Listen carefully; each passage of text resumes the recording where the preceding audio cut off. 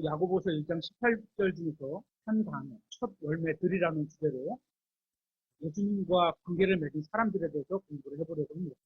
하나님께서는 자신의 뜻에 따라 우리를 구원하셨습니다. 맞죠?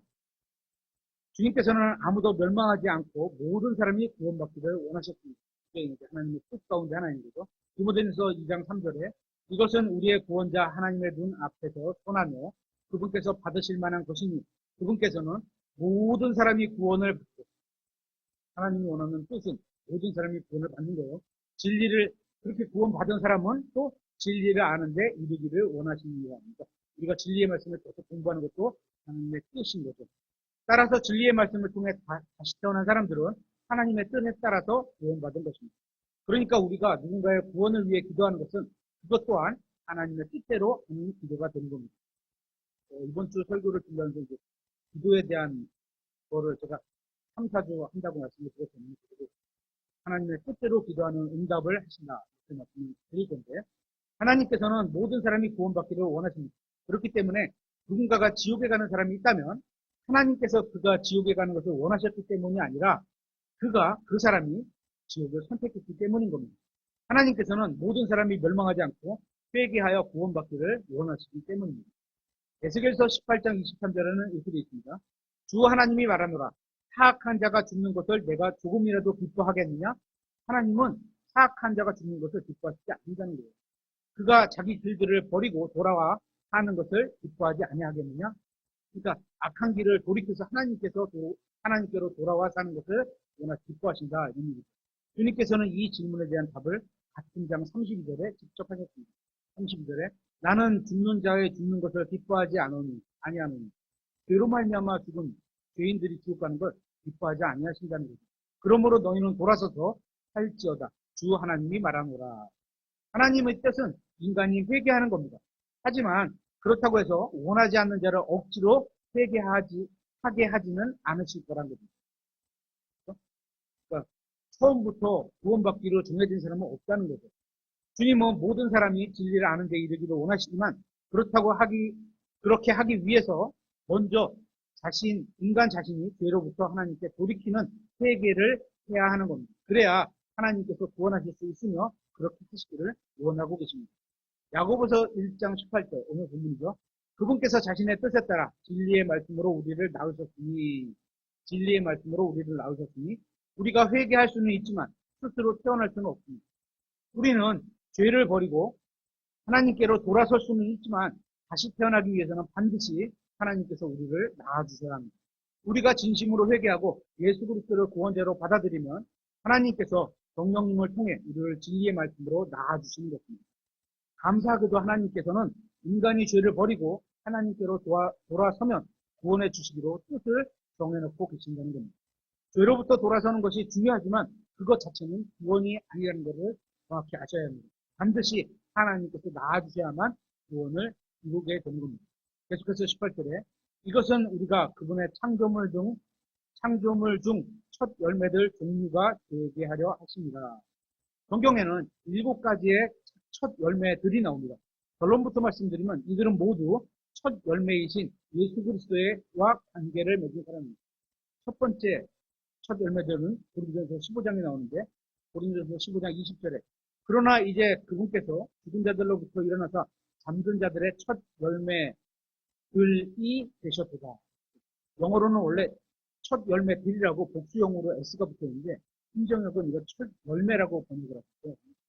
잘 생각해보면 아마 그분께서 이렇게 그러니까 예수님을 말하는 거니까 어떻게 예수님이 복수가 될 수 있느냐 이런 의도 같은데 성경에 보면 예수님을 포함해서 예수님과 관계 맺은 모든 사람들을 다 첫 열매들로 표시하죠.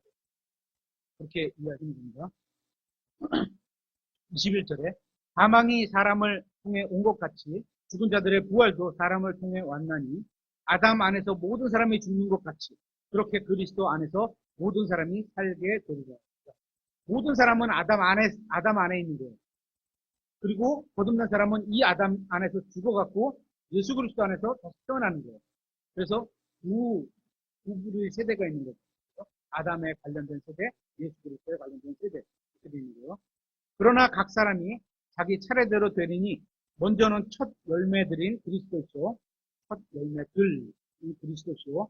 그 다음은 그리스도께 오실 때 그분께 속한 사람들이라. 이들도 첫 열매들에 속하는 거죠. 예수 그리스도께서는 자신의 능력으로 죽은 자들로부터 처음으로 일어나신 분입니다.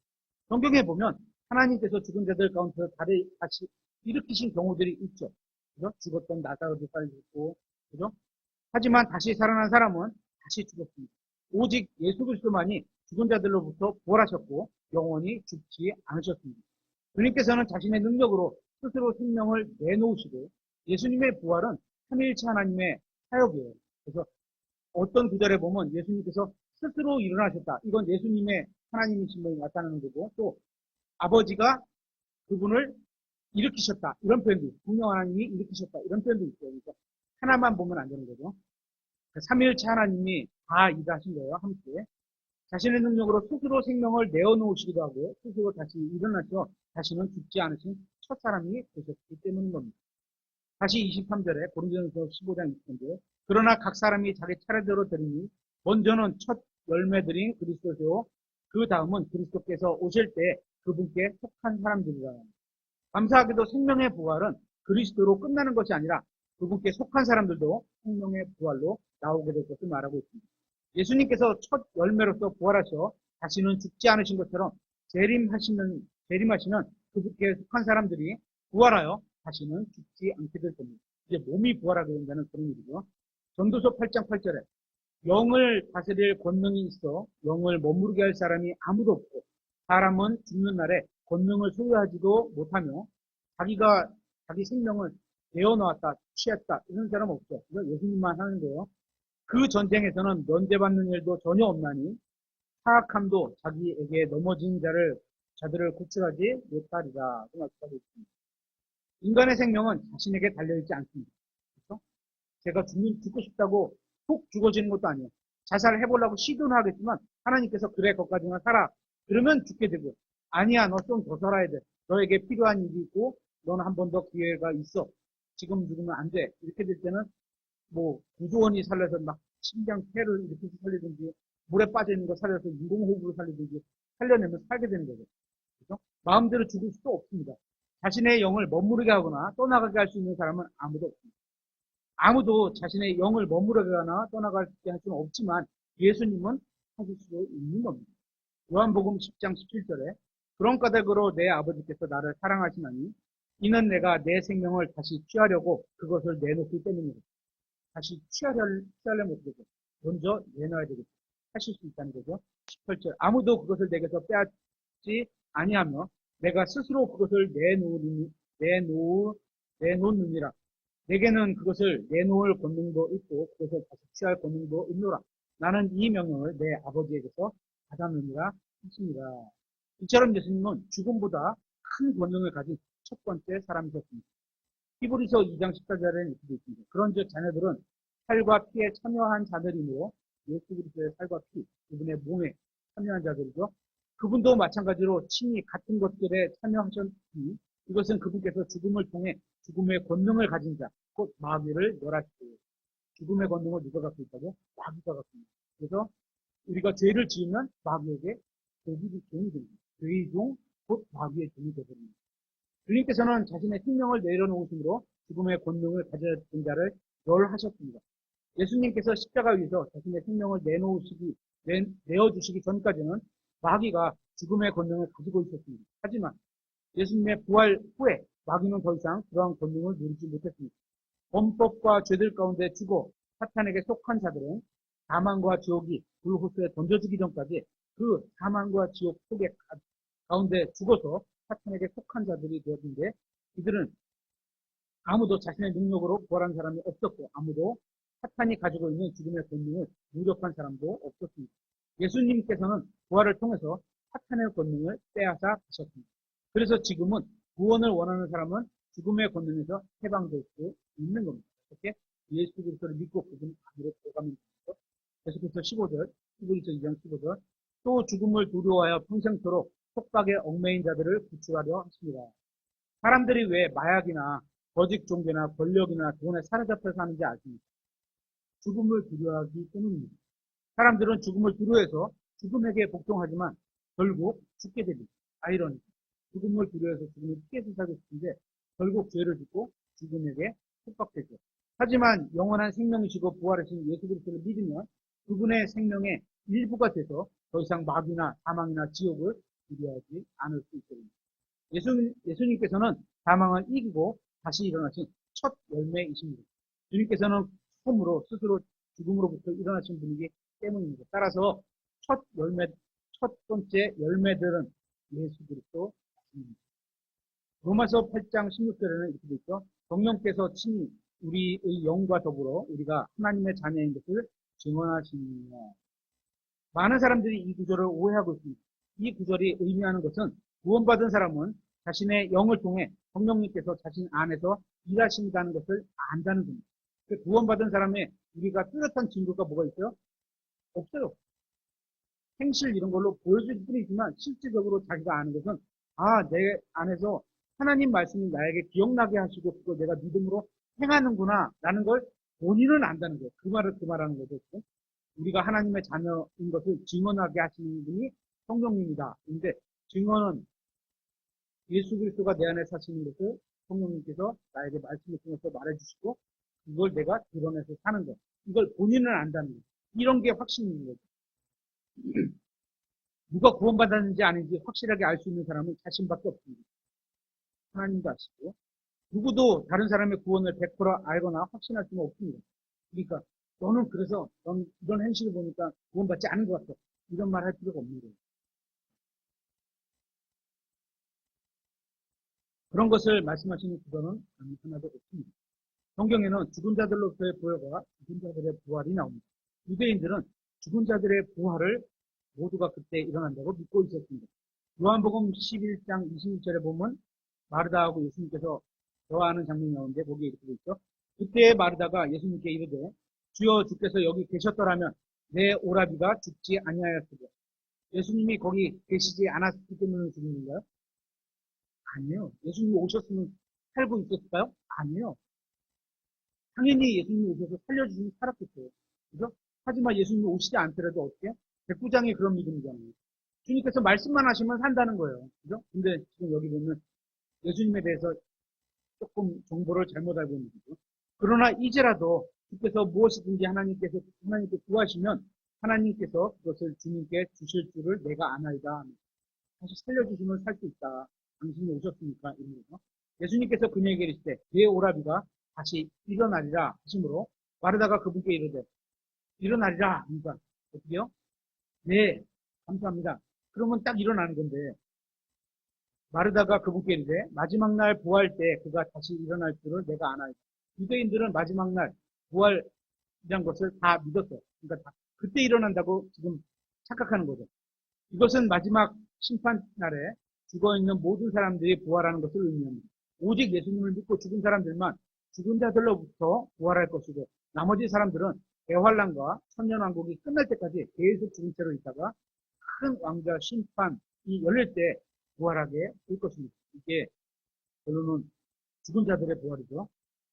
요한복음 8장 31절에 그때 예수님께서 자기를 믿은 그 유대인들에게 이르시되 너희가 내 말 안에 거하면 참으로 내 제자가 되고 예수님의 제자는 예수님을 믿고 거듭난 사람이겠지만 딱 충실히 이렇게 나타나는 거예요. 내 말 안에 거하는 믿음으로 행하는 사람들이 예수님의 제자라는 거예요.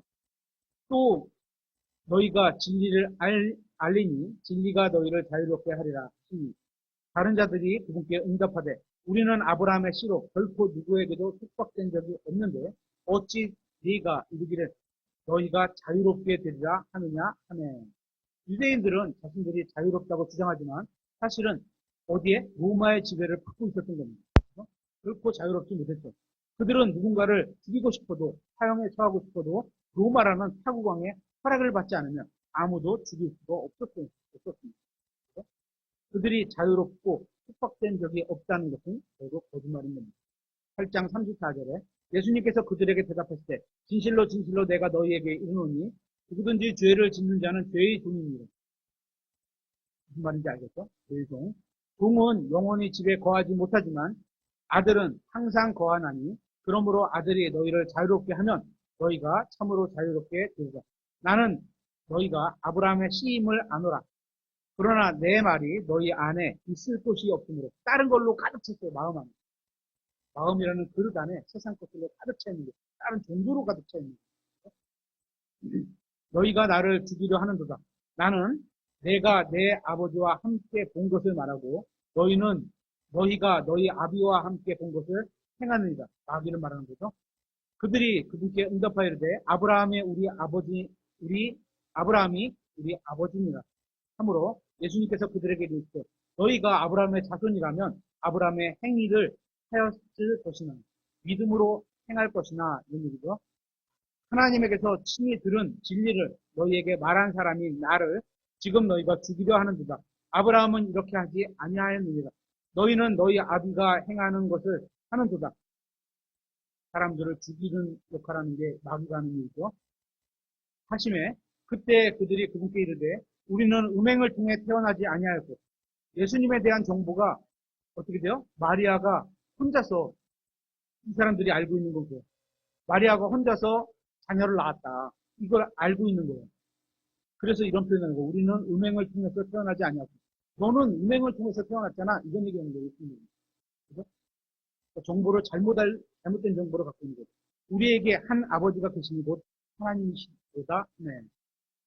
그래서 이 말을 근거로 추측을 해보면 성경 없는 얘기지만 아마도 유대인같이 생기지는 않으셨을 수도 있다는 거예요.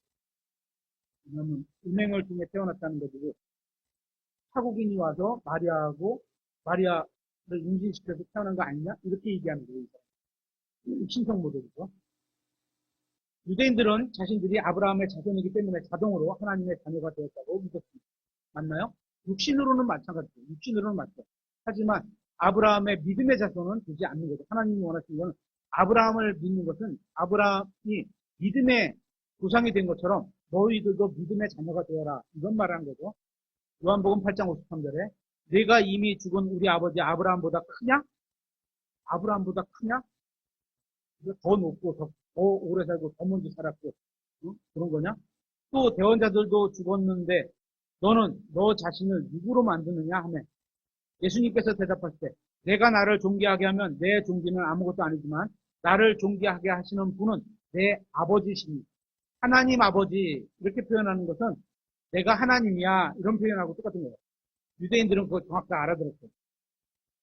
곧 너희가 너희 하나님이라고 말하는 그분이시냐. 그럼에도 너희는 그분을 알지 못하였으나 나는 그분을 아노니 만일 내가 이르기를 내가 그분을 알지 못한다 하면 내가 너희와 같이 거짓말 증거가 되리라. 그러나 나는 그분을 알며 그분의 말씀을 지키노라. 유대인들은 예수님을 십자가에 못 박혀 이유가 무엇인지 아세요? 유대인들이 예수님을 십자가에 못 박혀 죽었어요. 이런 말이에요. 내가 뭔데 그런 얘기를 하느냐. 네가 하나님이라고 얘기하는 거냐? 그런 얘기를 하는 거예요. 이게 그들의 반응입니다. 사람들에게 진리를 전하면 받아들이지 않는 사람들이 있어. 이 사람들하고 똑같은 거예요. 우리가 복음을 전하면서 예수님 믿으면 예를 들어 천국 갑니다. 이렇게 전하는데 네가 뭔데 그걸 뭐 이렇게 말하는 거나 똑같습니까? 진리를 받아들이지 않는 거죠. 요한복음 8장 56절에 너희 아버지 아브라함은 나의 날 보기를 기뻐하다가 아브라함과 예수님의 관계를 이렇게 설명하죠. 예수님이 나의 날 보기. 예수님이 재림하시는 날을 보기를 원했다. 주님 재림하시는 날을 보기를 원했다. 그런 거죠. 기뻐하다가 그날을 보고 즐거워하였느니라 하시니 그때 유대인들이 그분께 이르되 내가 아직 50세도 안 되었는데 실제는 몇 살이요? 30세 조금 넘었는데 진짜 고생하셨나 봐요. 50세 정도 되게 보였나 봐요. 아브라함을 보았느냐? 하며 예수님께서 그들에게 이르시되 진실로 진실로 내가 너희에게 이르노니 아브라함이 있기 전에 내가 있느니라 하십니다. 여기 이제 흥정역은 내가 있느니라고 한국식으로 번역했는데 이해가 되시죠? 내가 있느니라 이렇게 번역했는데 한국식으로는 잘 번역한 거죠. 근데 이 말씀을 영어 성경으로 보면 예수님께서는 자신이 내가 있느니라를 영어로 I am 이렇게 된 거예요. 그래서 출애굽기에 모세에게 떨기나무에서 나타나서 I am that I am 나는 스스로 있는 자니라 이렇게 말하는 그 I am이다. 이거를 말씀하신 거죠. 이런 말을 딱 들으면 뒤로 물러서죠. 네가 하나님이라고 말하는 거야? 이런 의미로 말씀을 하신 거죠. 이 사람들도 그렇게 알아듣는 거죠. 59절에 그때 그들이 돌을 들어 그분께 던지려 하였으나 하나님이 자신이 하나님이라고 하니까 우리도 마찬가지예요. 누군가가 와서 내가 하나님이야 그러면 돌 던지겠죠. 어, 그 정도죠. 신성 모독을 한다고 그렇게 생각하는 거죠. 예수님께서는 자신을 숨기시고 성전에서 나가실 때 그들의 한가운데를 통과하사 그렇게 지나갔습니다. 히든 몸을 싹 숨기셨어요. 그 가운데로 지나가는데 아무도 못 봤겠죠. 숨기셨으니까. 이 내용이 기록된 요한복음 8장은 간음하다가 잡힌 한 여자의 이야기로 시작하는 것을 보겠습니다. 주님께서 진리를 말씀하시자 현장에 있던 사람들은 이 여자에게 간음하다 잡힌 이 여자에게 돌을 던질 수 없었습니다. 그렇죠. 예수님께서 땅에다 쓰신 글이 있는데 뭐라고 쓰셨는지 정확히 모르지만 쓰신 글을 보고 사람들이 다 돌로 던지지 못하고 그냥 가버렸잖아요. 그죠? 요한복음 8장 7절에 이에 그들이 계속해서 그분께 물음으로 그분께서 일어나 그들에게 이르시되 너희 가운데 죄 없는 자가 먼저 그녀에게 돌을 던지라 하시더니 죄 없는 자가 있어요 없어요? 없어요. 못 던지는 거죠. 그런데 여자를 돌로 치려 했던 그 같은 사람들이 예수님께서 8장에서 같은 장에서 자신이 하나님이라고 말씀하시자 주님을 돌로 치려고 했습니다. 이렇게 주님께서는 돌로 맞아야 하는 죄인의 자리를 대신 감당해 주고 계시는 겁니다. 다시 주제로 돌아서 유대인들은 죽은 자들의 부활, 즉 마지막 날들의 모든 사람이 부활하는 하나의 부활을 믿었습니다. 하지만 구약에도 두 가지 부활에 대한 말씀이 있었습니다. 그러니까 연구했던 사람은 알 수 있는 거죠. 다니엘서 12장 2절에 이렇게 있습니다. 땅의 티끌 속에서 잠자는 자들 가운데 많은 사람들이 깨어나 얼마는 영존하는 생명에 이르고 부활을 했는데 얼마는 영존하는 생명에 이르고 또는 얼마는 수치와 영존하는 치욕에 이를 것이며 부활이 두 가지가 있다는 것을 얘기하고 있죠. 성경에는 유대인들이 믿었던 것 같이 일반적인 부활에 관한 말씀이 있습니다. 마태복음 27장 50절에 이렇게 되어 있습니다. 예수님께서 다시 큰 소리로 외치시고 숨을 거두시니 보라 성전의 휘장이 위에서부터 아래까지 불로 찢어지고 땅이 진동하며 바위들이 터지고 무덤들이 열리며 잠든 성도들의 많은 몸이 일어나 구약 성도들이죠. 그분의 부활 뒤에 무덤 밖으로 나와 거룩한 도시 예루살렘이죠. 들어가 많은 사람들에게 나타났어요. 많은 사람들에게 이때 아브라함이 있었는지 모세가 있었는지 모르지만 구약 성도들의 몸이 일어나서 많은 사람들에게 보여줬던 사건이 있었던 거죠. 이 잠자는 자들은 구원받고 죽은 사람들로 구약 시대에 이들은 모두 지하세계에 있던 낙원에 있었으며 예수님께서 부활하셨을 때 이들도 함께 부활하는 걸 보게 됩니다. 마태복음 27장 54절에 한편 백부장과 그와 함께 예수님을 지켜보던 자들이 지진과 또 이루어진 그 일들을 보고 심히 두려워하며 이르되 진실로 이분은 하나님의 아들이었도다 하더라. 하나님이셨구나. 이루어진 그 일들은 구약 성도들이 부활하여 예루살렘의 많은 사람들에게 나타나는 사건으로 보여집니다. 이 사건이 시편에 예언되어 있었는데요. 시편 68편 18절에 그분께서 높은 곳으로 올라가시며 포로로 잡힌 자들을 포로로 이끄시고 사람들을 위해 선물들을 받으시되 참으로 거역하는 자들을 위해서도 받으셨으니 이것은 주 하나님께서 그들 가운데 거하려 하심이로다. 여기서 시편의 기록자의 관점에서는 아직 일어나지 않은 미래의 사건을 기록하고 있는 겁니다. 하지만 이 시편 68편의 예언대로 주님께서는 부활하신 후에 에베소서 4장에서 다시 이 말씀을 기록하고 있습니다. 에베소서 4장 8절에 보면 이렇게 되어 있죠. 그러므로 그분께서 이르시되 그분께서 높은 곳으로 올라가실 때 포로로 잡힌 자들을 포로로 이끄시고 사람들에게 선물을 주셨도다 하시느니라. 그런데 그분께서 올라가셨다는 그것은 곧 그분께서 또한 먼저 땅의 더 낮은 부분들로 내려가셨다는 것이 아니면 무엇이냐? 지옥과 낙원이죠. 내려가신 그분께서 또한 모든 하늘들보다 훨씬 위로 올라가신 바로 그분이시니 이것은 그분께서 모든 것을 충만하게 하려 하십니다. 주님께서 십자가 위에 숨을 거두실 때 지진이 일어나고 바위들이 터졌습니다. 그리고 예수님의 영은 하늘로 돌아갔습니다. 누가복음 23장 46절에 예수님께서 큰 소리로 외치시고 이르시되 아버지여 내 영을 아버지 손에 맡기나이다 하시고 이렇게 말씀하신 뒤 숨을 거두시니라 포기하셨다. 그리고 예수님의 몸은 무덤에 묻혔고 예수님의 혼은 지옥으로 갔습니다. 시편 16편 10절에 이는 주께서 내 혼을 지옥에 남겨두지 아니하시고, 이건 다윗의 시편인데 이게 예수님에 대한 예언을 말씀하고 있는 거죠. 주의 거룩한 자가 썩음을 보지 아니하게 하실 것이기 때문입니다. 이 시편은 예수님께서 성취하셨습니다. 에베소 사도행전 2장 25절에 다윗이 그분에 관하여 말하되 내가 항상 내 얼굴 앞에 계신 주를 미리 보았나니 그분께서 내 오른쪽에 계심으로 내가 흔들리지 아니하리로다.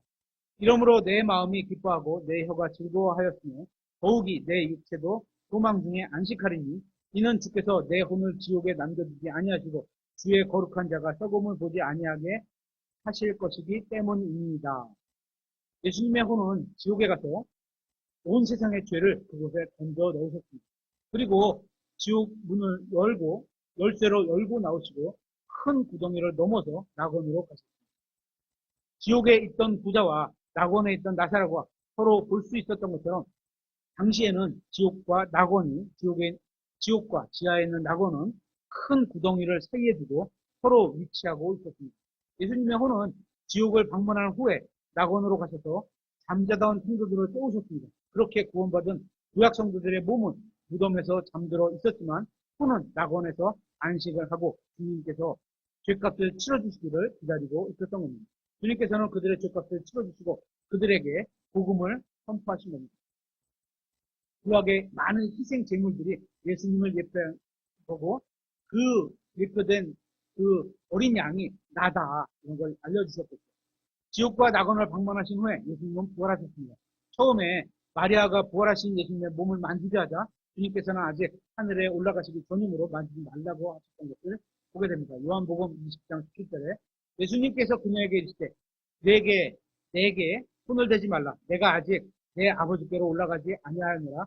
다만 내 형제들에게 가서 그들에게 이르기를 내가 내 아버지 곧 너희 아버지 내 하나님 곧 너희 하나님께로 올라간다 하라 하시니.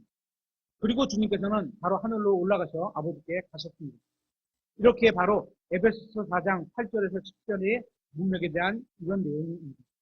이렇게 구약 성도들을 데리고 아버지께 다녀오신 후에 예수님은 다시 제자들을 나타나셨는데 그때는 자신의 몸을 만져보라고 말씀하셨습니다.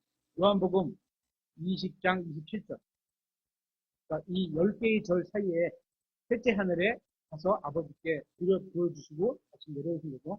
그 뒤에 동마에게 이르시되 내 손가락을 이리 내밀어 내 손들을 보고 내 손을 이리 내밀어 내 옆구리에 넣으라.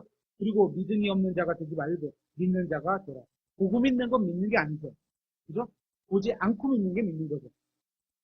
이것은 부활하심과 제자들을 방문하신 사이에 주님께서 셋째 하늘에 계신 아버지 하나님께 다녀오셨음을 의미하는 것으로 보입니다.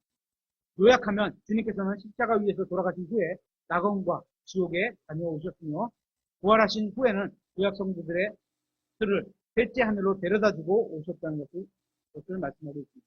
주님께서 오셔서 우리를 데려가신 것도 이렇게 눈 깜짝할 사이에 셋째 하늘로 채워가실 것을 보여주고 있습니다. 고린도전서 15장 51절에 보라 내가 너희에게 한 신비를 보느니 우리가 다 잠자지 아니하고 마지막 나팔 소리가 날 때 눈 깜짝할 사이에 순식간에 다 변화되리라. 순식간에 변화되고 순식간에 어디죠? 셋째 하늘까지 올라가겠죠. 주님께서 공중으로 오셔서 우리의 이름을 부르시면 우리는 눈 깜짝할 사이에 들림받아 올라가면서 변화되어 셋째 하늘에 도착해 있을 겁니다. 빌립보서 3장 21절에 그분께서는 참으로 모든 것을 자기에게 복종시킬 수 있는 능력을 주셔서 그 능력대로 우리의 천한 몸을 변화시켜 자신의 영광스러운 몸과 같게 되리라. 둘째 첫 열매들은 로마서 8장에 나옵니다. 로마서 8장 22절에 온 창조 세계가 지금까지 함께 신음하며 고통 중에 산고를 치를 줄을 우리가 아나니 그것들 뿐만 아니라 우리 자신 곧 성령의 첫 열매를 소유한 우리 자신도 예수님을 말하는 거죠. 성령의 첫 열매를 소유했다는 것은 예수님을 소유한 우리 자신도 속으로 신음하며 양자 삼으심 즉 우리의 몸의 구속을 기다리는 양자 삼으시라는 건 영혼 몸이 다 변화돼서 예수 그리스도는 변화됐을 때 그때 양자 삼으시는 건데 그때를 말하는 건 몸의 구속을 기다린다 이렇게 말하고 있죠. 믿는 우리가 다시 태어날 때 성령님을 받았습니다. 로마서 8장에서 성령의 첫 열매들이라고 하시는 것은 우리가 다시 태어났을 때 성령님께서 예수님 안에 있는 모든 것을 가지고 오셨음을 의미하는 것으로 보입니다. 이러한 사실이 중요한 이유는 이 세상에서 우리가 누리는 모든 축복과 모든 선한 선물과 모든 좋은 것들은 다 주님께서 영원에서 주실 것에 비하면 다 작은 시작에 불과하다는 사실을 보여주기 때문인 겁니다. 에베소서 1장 13절에 너희도 진리의 말씀들, 곧 진리의 말씀, 곧 너희 구원의 복음을 들은 뒤에 진리의 말씀이 우리를 낳으신 거라 그랬고 구원의 복음을 들은 뒤에 그리스도를 신뢰하였고 너희가 믿은 뒤에 처음에 우리가 예수님을 믿을 만한 분이구나 믿을 뿐이구나 라고 믿고 그리고 믿은 뒤에 또한 그분 안에서 약속의 저 거룩한 영으로 봉인되었는데 이 영께서는 값주고 사신 그 소유물이 구속받을 때까지 우리 상속 유업의 보증이 되사 하나님의 영광을 찬양하게 하십니다. 그리고 로마서 8장에서는 예수님을 믿고 구원받은 우리가 몸의 구속을 기다리고 있다고 말씀하고 있습니다. 우리가 몸의 구속을 기다리며 이 세상을 사는 동안 하나님께서는 우리에게 상속 유업의 보증으로 성령님을 주셔서 봉인하셨습니다. 주님께서는 우리의 몸의 죄값도 모두 십자가에서 치르셨지만 아직 우리의 몸은 구속시켜주지 않으셨습니다. 주님께서는 우리를 위해 하늘나라에 이미 장소를 마련해 주셨지만 우리는 아직 그곳에 가지 않았습니다. 예수님께서는 십자가 위에서 우리의 혼과 몸의 죄값을 모두 치러주셨습니다. 하지만 우리가 예수님을 구원자로 받아들이는 순간 우리의 혼이 구원받았고 주님께서 공중으로 오셔 우리의 이름을 부르는 순간 우리의 몸도 구원받게 될 것입니다. 예수님은 첫 열매들이 되셨고 하나님은 성령님을 통해 그 첫 열매들을 우리에게도 주셨습니다. 이것이 바로 신약성경에 나온 두 번째 첫 열매들인 겁니다.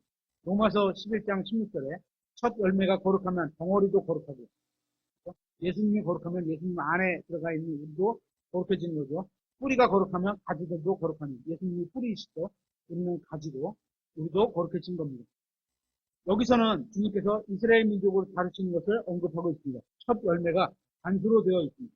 여기서는 첫 열매가 단수로 된 것을 보게 되죠. 그래서 이스라엘 민족을 말하는 거죠. 로마서 11장 11절에는 그런즉 내가 말하노니 그들이 걸려 넘어짐으로 쓰러지게 되었느니 그렇죠? 이스라엘이 걸려 넘어졌기 때문에 이방인에게까지 복음이 전파된 거죠. 결코 그럴 수 없느니라. 오히려 그들의 걸려 넘어짐으로 통해 구원이 이방인들에게 왔으니 이것은 그들이 질투하게 하려 합니다. 하나님의 사랑하시는 방법은 그들에게 질투심을 유발하게 해서 다시 하나님을 사랑하게 만드시는 거죠. 그런데 그들의 넘어짐이 세상의 부요함이 되고 그들의 쇠퇴함이 이방인들의 부요함이 되거든 그들의 충만함은 넘어져서 이방인들에게 이런 부요함과 부요함이 왔는데 그들이 만약에 충만하다면 얼마나 더 많이 부요하게 되겠느냐라고 하나님 말씀하신 거죠. 신약시대가 오기 전에는 하나님과 교제를 나누고 바르게 섬길 수 있는 방법은 유대인들에게 가는 것이었습니다. 유대인들을 통해서만 구원을 받을 수 있었죠. 유대인들 안에만 구원이 있었죠. 일단 율법을 주셨기 때문에. 하지만 하나님을 믿고 따르던 이방인들도 구약에서 이방인들에 대한 구원의 방식이 나타나지 않지만 그러나 하나님께서는 따로 계획하신 게 있으셨겠죠. 하지만 유대인들이 예수 그리스도를 거부한 후에는 온 세상에게 기회가 왔습니다. 그래서 이방인에게까지 온 거죠. 세상은 더 이상 하나님을 알기 위해 예루살렘에 가지 않아도 됩니다. 우리는 이제 하나님을 알기 위해 어디로 가요? 성경으로 가면 되죠. 그래서 성경을 통해서 하나님을 알고 성경을 통해서 예수님을 알고 성경을 통해서 성령님을 알아가는 거죠. 오히려 주님께서는 하나님의 말씀을 알리기 위해서 예루살렘에서 온 세상으로 선포자들을 보내신 것을 보게 됩니다. 그러니까 지금 우리는 예루살렘에 가서 경배를 드릴 필요가 없는 거죠. 따라서 유대인들이 복음을 거절함으로 인해 세상이 이익을 얻게 되었다고 볼 수 있습니다. 로마서 9장 4절에 이렇게 되어 있습니다. 그들은 이스라엘 사람들입니다. 그들에게는 양자 삼으심과 영광과 언약들과 율법을 주심과 하나님을 섬김과 약속들에 속해 있고 이게 유대인들의 유익한 점이었죠. 조상들도 그들의 것이며 육체에 관한 그리스도께서도 그들에게 나셨는데 그분은 모든 것 위에 계시며 영원토록 찬송받으실 하나님이시니라. 하나님께서는 모든 특별한 축복을 유대인들에게 주셨기 때문에 구약시대에는 이방인들이 특별한 은혜를 얻기 위해서는 반드시 유대인들에게 가야만 했습니다. 하지만 유대인들이 메시아를 거부한 후에는 이방인들도 유대인들을 통하지 않고도 특별한 기회를 얻을 수 있는 기회가 되었던 겁니다. 로마서 11장 12절에 그런데 그들이 넘어짐이 세상의 부유함이 되고 그들의 쇠퇴함이 이방인들의 부유함이 되거든 그들의 충만함은 얼마나 더 많이 부유함이 되겠느냐. 내가 이방인들인 너희에게 말하노라. 우리는 한 번도 유대인이 된 적이 없고요. 지금도 유대인은 아니죠. 뭐 영적 유대인이라고 말하는 사람은 있을 수 있겠지만 우리는 처음부터 대한민국은 처음부터 이방인이었고 지금도 이방인입니다. 예수 그리스도를 믿는 사람만 영적인 유대인이 되겠죠. 내가 이방인들의 사도인 만큼 내 직무를 존귀하게 여기나니 이것은 어찌하든 내가 내 살붙인 그들을 자극하여 유대인을 자극하여 경쟁하게 함으로 그들 중 얼마를 구원하려 함이라. 그들을 버리는 것이 세상을 화해시키는 것이 되거든 그들을 받아들이는 것이 죽은 자들로부터 살아나는 것이 아니면 무엇이겠느냐. 첫 열매가 거룩하면 덩어리도 거룩하고 뿌리가 거룩하면 가지도 거룩하니라. 첫 열매는 예수 그리스도입니다. 따라서 그리스도부터 나오는 것은 모두 거룩합니다. 만일 예수 그리스도께서 교회의 첫 열매라면 교회도 거룩한 겁니다. 만일 이스라엘 민족이 예수 그리스도를 인정했다면 민족 전체가 거룩해졌을 겁니다. 그러면 이방인들을 거룩하게 만들어준 것은 무엇일까요? 바로 예수 그리스도와의 연합입니다. 우리가 예수님과 하나가 되었다. 이렇게죠. 머리와 몸이 되는 것처럼 예수 그리스도의 관계를 맺는 모든 것이 거룩해지기 때문입니다. 그래서 우리는 거룩한 하나님이 보실 때 거룩한 자입니다. 그래서 우리가 거룩한 존재로서 근데 우리가 아직 육신을 입고 있는 동안은 거룩한 일을 삶을 살아가지 못하고 있을 때가 너무나 많죠. 그죠? 하나님이 보실 때는 거룩한 존재예요. 그래서 우리가 믿음으로 거룩하게 살아가야 되는 그런 존재인 거죠.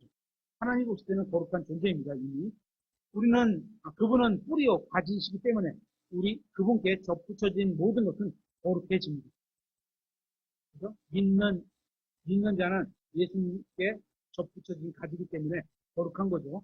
이스라엘이 예수님을 받아들이면 주님의 거룩함이 그들의 거룩함이 되었을 것입니다. 계시록 14장 1절에 이렇게 되어 있습니다. 또 내가 보니 보라 어린 양께서 시온산 위에 서 계시고 그분과 함께 14만 4천 명이 서 있는데 그들의 이마 안에는 그분의 아버지의 이름이 기록되어 있더라. 내가 하늘로부터 나는 한 음성을 들었는데 그것은 많은 물들의 소리 같고 천둥 소리와 같더라. 또 내가 자기 하프로 연주를 하다 하는 하프 타는 자들의 소리를 들었는데 그들이 왕과 앞과 네 짐승과 장어들 앞에서 새 노래 같은 것을 부르더라. 땅에서 구속받은 14만 4천 명 외에는 아무도 그 노래를 배울 수 없더라. 이들은 여자들과 더불어 자신을 더럽히지 아니한 자들이니 이는 그들이 처녀들이기 때문이다. 여기서 말하는 여자들은 세상을 말하는 거겠죠. 세상에 속해 있는 사람들 또는 세상을 말하는 거겠죠. 이들은 어린 양께서 가시는 대로 그분을 따라가는 자들이며 사람들 가운데에서 구속받아 하나님과 어린 양께 첫 열매들이 된 자들이더라. 14만 4천 명도 성경에서는 첫 열매들이라고 나오네요. 앞서 교회는 성령님을 통해 첫 열매들이 되었습니다. 이 계시록 14장에 나오는 14만 4천 명의 증인들이 첫 열매들이 됩니다. 또한 천년왕국에서는 이스라엘 민족이 첫 열매가 될 것입니다. 예수 그리스도께서는 죽은 자들로부터 첫 열매들이시며 이 시대에는 예수 그리스도를 믿는 사람들은 누구나 그리스도의 몸에 속하게 되어 성령님을 통해 첫 열매들이 되었습니다. 믿는 모든 자들이 첫 열매들이 되었습니다. 대환란 때에는 14만 4천 명의 사람들이 가장 먼저 예수님을 믿는 사람들이기에 이들이 첫 열매들이 되는 것입니다. 마찬가지로 천년왕국 때에는 이스라엘 민족이 가장 먼저 예수님을 믿을 것이기 때문에 믿기 때문에 민족들 중에서 첫 열매가 되는 것입니다. 이렇게 성경에는 뿌리와 가지가 되시는 예수 그리스도와 관계를 맺는 모든 개인과 집단과 또 민족을 첫 열매들이라고 부르고 있는 것을 보게 됩니다. 그리고 성경은 교회 시대와 대환란 시대, 천년왕국 시대에 각 첫 열매들이 있을 것이라고 말씀하고 있습니다. 로마서 16장 6절에 또한 그들의 집에 있는 교회에 인사하라. 내가 매우 사랑하는 에베네도에게 문안하다. 그는 아가야에서 그리스도께 첫 열매들이 된 자들입니다. 예수님을 믿는 사람이 첫 열매들이 된 거죠. 에베네도는 아가야 지역에서 가장 먼저 구원받은 사람이었습니다. 예수님과 관계를 맺으면 첫 열매들이 된 거죠. 고린도전서 16장 15절에도 형제들아 스테바나의 집이 아가야의 첫 열매들인 것과 그들이 성도들을 섬기는 일에 헌신해온 것들을 너희가 알므로 내가 너희에게 간청하노니. 여기서도 첫 열매들에 대해서 나오는데 스테바나의 집이 무슨 말이죠? 구원받은 사람들을 말한 거죠. 그 집 안에서. 스테바나의 집은 아가야 지역에서 처음으로 주님께 더해진 가정이었습니다. 우리는 앞서서 썩지 않은 씨에 대해서 공부한 적이 있습니다. 기억나죠? 창세기 1장 11절에 하면 하나님께서 이르시되 땅은 풀과 씨 맺는 채소와 자기 종류대로 열매 맺는 과일나무 곧 열매의 씨가 열매 자체 안에 들어있는 과일나무를 땅 위에 내라 하시니 그대로 됩니다. 하나님께서는 열매 안에 씨가 있다고 말씀하셨습니다. 우리 안에도 씨가 있어요.